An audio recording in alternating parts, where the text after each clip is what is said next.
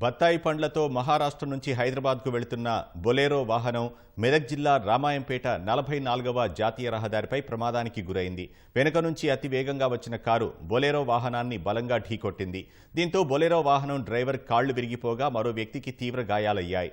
బొలెరోలో చిక్కుకున్న వ్యక్తిని పోలీసులు, ఫైర్ సిబ్బంది 2 గంటల పాటు శ్రమించి బయటకు తీశారు. అనంతరం అంబులెన్స్లో రామాయంపేట ప్రభుత్వ ఆసుపత్రికి తరలించారు. భారీ వర్షం కారణంగా ప్రమాదం జరిగిందని బొలెరో డ్రైవర్ జమీల్ ఖాన్ తెలిపారు. ఘటనపై పోలీసులు కేసు నమోదు చేసుకుని దర్యాప్తు చేస్తున్నారు.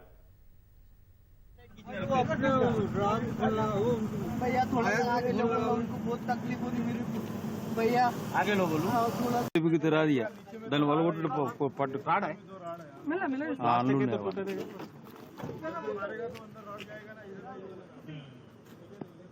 बस इधर आओ जी इधर आओ